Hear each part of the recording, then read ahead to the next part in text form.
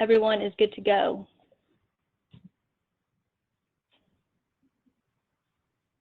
Okay, so before we start, Sabrina has an announcement that she'd like to make regarding the advanced pathway changes. I'll let her say the announcement, and we'll take questions regarding that announcement soon after, and we'll field those one by one, and then we'll start with the rest of the webinar. So. Okay, can you guys hear me okay? I don't know if I'm... We can hear you, Sabrina. Okay, great. So I guess before we get started, do we know who is on the line?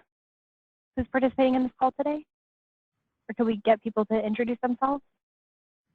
Sure. Let me get that for you.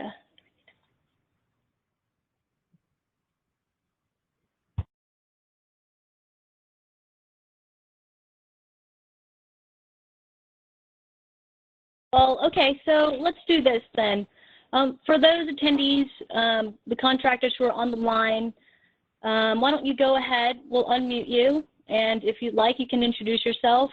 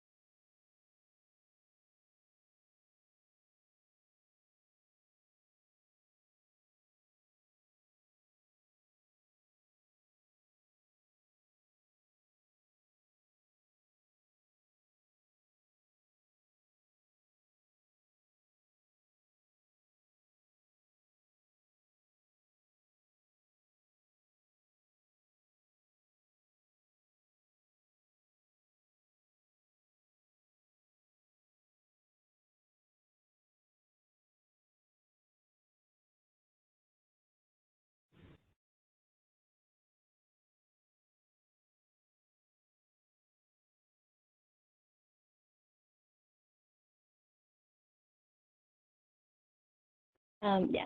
Okay, Sabrina, if you don't mind, could you just, let's just move forward.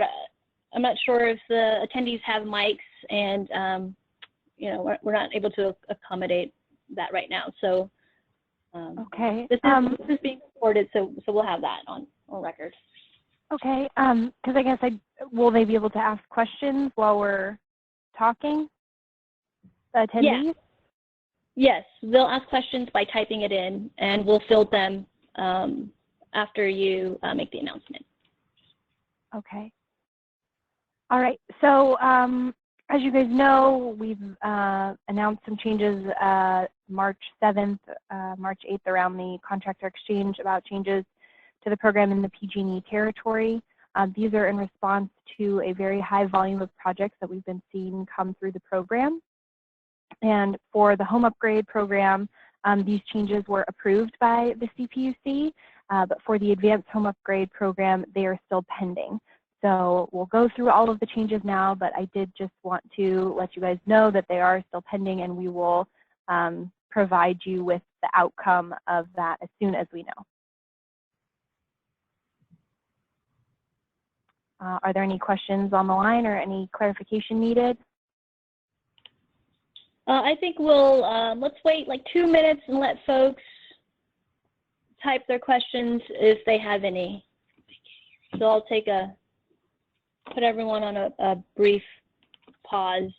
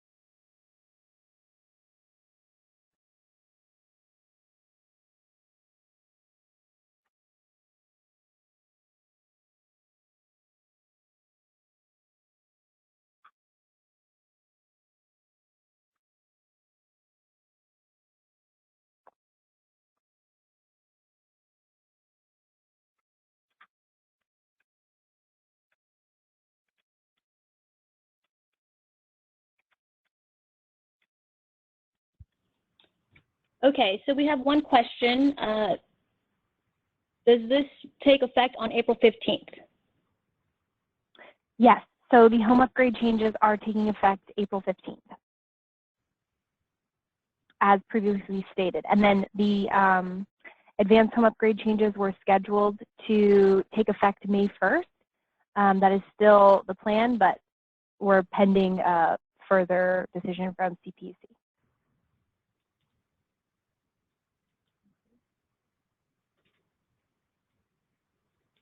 So I guess if there are no more changes, we could probably just jump into walking through what the actual changes are. I wanted to make sure that we held this webinar so that everyone was clear on what that actually means for the program, how scopes of work might change, and just to provide you all with as much information as possible to make sure that you're successful through this transition.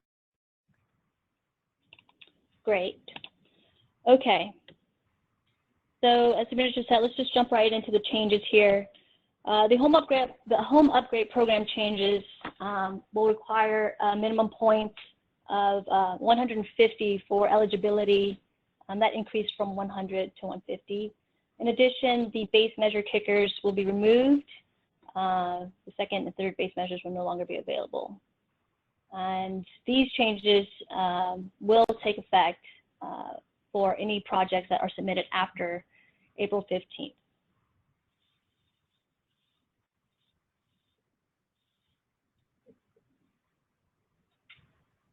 For now, we're just going to get through the changes. We will field the questions at the end. So please submit them as they come up, but we'll wait till the end to address them. I just want to reiterate that the point structure will remain the same. 150 points will still give you an incentive of $1,500. Any additional 10 points will be $100, and the maximum rebate, again, will be $3,000. An example of a basic home upgrade measure combination that we see often includes something like an attic insulation of R44, air seal of 15%, and duct seal of 10%. With the existing rebate structure, this would qualify for the base measure kickers, which would put you at 150, giving you 150 points with an incentive rebate of $1,500. If this example were to be submitted after April 15th, the kickers would be removed and you would no longer be eligible since you would only be left with 115 points. One way that moving forward, one way to make sense of this measure combination to reach the new measure, or the new rebate measure, would be to also keep up with the attic insulation of R44 and air seal to 15%. And instead of duct sealing to 10% leakage, thinking about improving that to a 6% duct sealing, which would put you over the minimum of 150 and still get you the $1,500 rebate. So there are still a couple of base measure combinations that would get you there without the need of kickers or equipment installations. This would align with the goal of this year's goal for deeper energy retrofits and deeper energy savings. In addition, combining a base measure with a flex measure such as duct insulation or installing a gas storage water heater is one alternative and fairly inexpensive approach.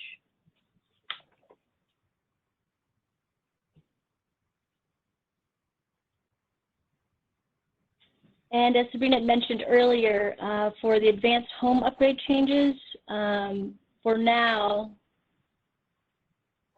they're currently in place, but we're still waiting to hear back from the CPUC on those changes. So we'll know more soon, and as soon as we do hear back, we'll let you all know as soon as possible.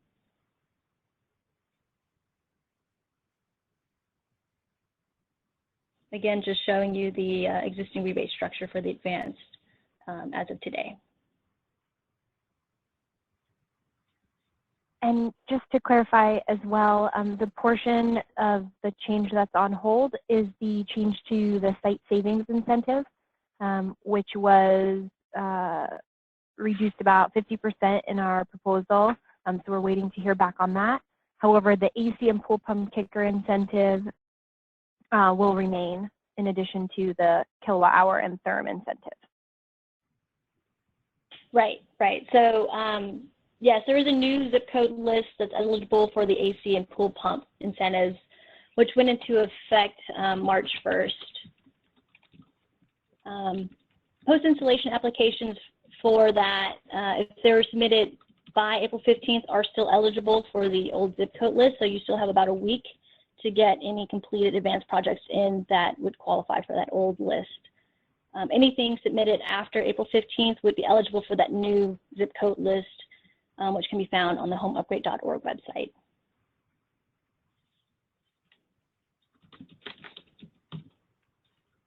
And just to go over some key dates here.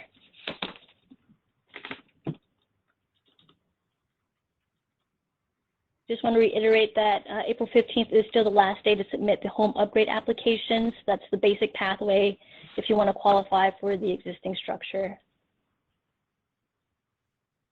And it's also the last day to submit any advanced post-installation to qualify for the old AC and pool pump incentive zip code list.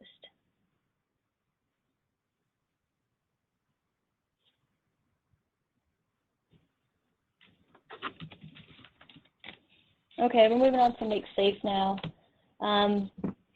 April 1st was the deadline to attend a Make Safe training. This is important because you cannot submit an application until a BPI analyst has completed the Make Safe training.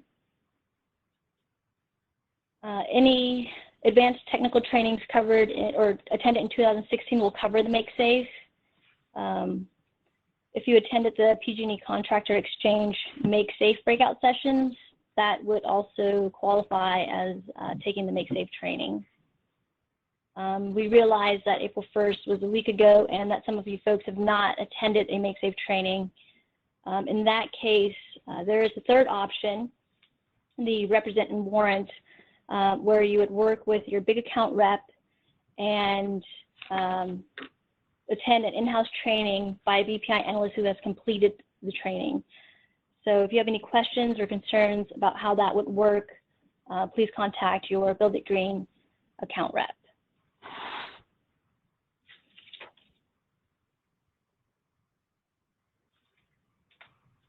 They will also be, the Build It Green account rep will also be the one who will send you this document. So that's the only way you could get it.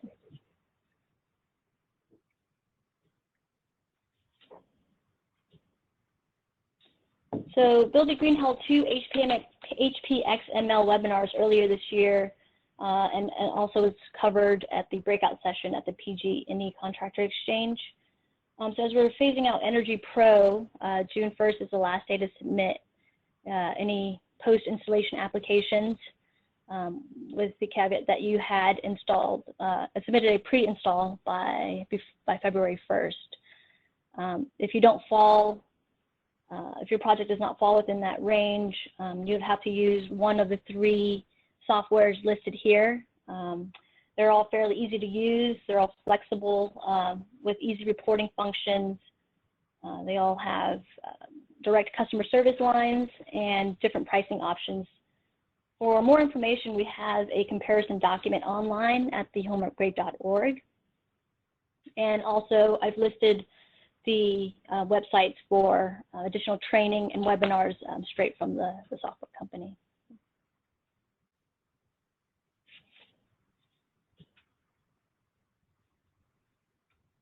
If you have any general inquiries regarding the home upgrade program, you should first go through the customer service rep department. They'd be the first line of contact, as they would know who to best direct your inquiries to. If you know if it's an enrollment issue, you can contact enrollment@homeupgrade.org, or if you have any questions regarding specific projects, or you can contact your big account rep at contractorengagement@homeupgrade.org. So that was a fairly fast breeze through the updates that have occurred this year so far. We'll go ahead and take about a 3 to 5 minute break. We'll check out any questions that you have. If you have any, please submit them through the questions box, and we'll field them shortly. Thank you.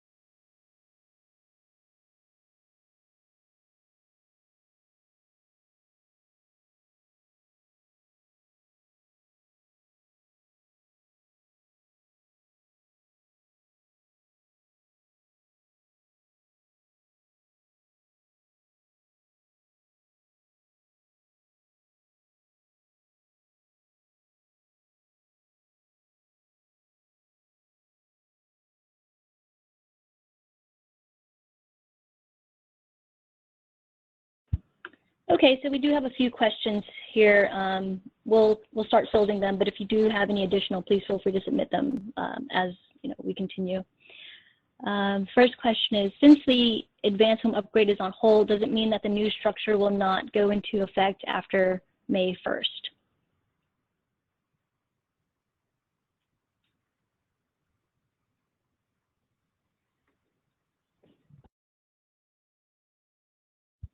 Hey, Jake, do you want to take this one?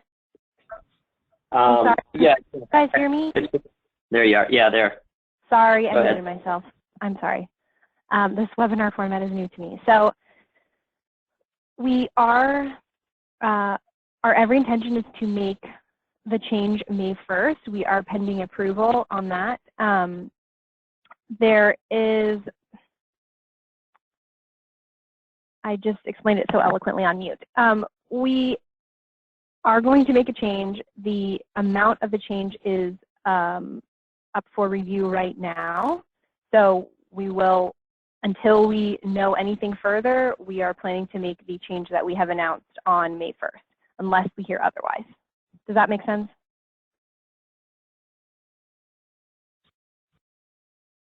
I hope. Can we confirm with this person that we answered their question?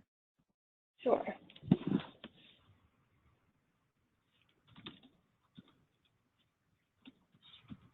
You did have a follow-up. So hypothetically, if the CPUC approves the changes, will we give them enough time to prepare for the changes? For instance, at least provide a 1 month to submit pipeline projects in the pipeline before implementing the changes? So I guess the timeline would be no different than the current timeline that we have outlined. So we're just waiting for a confirmation of the change, and then we can move forward with the existing timeline that we had outlined. So with the change being made May 1st, and that same timeline that we had outlined with the pre-install and post-install application deadlines.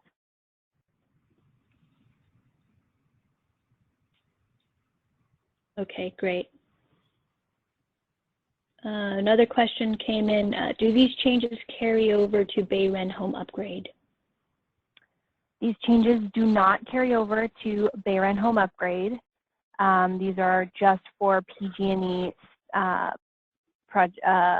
PG&E territory specifically. And I would encourage you, if you do have questions about the Bayren program, that you reach out to Bayren. Great.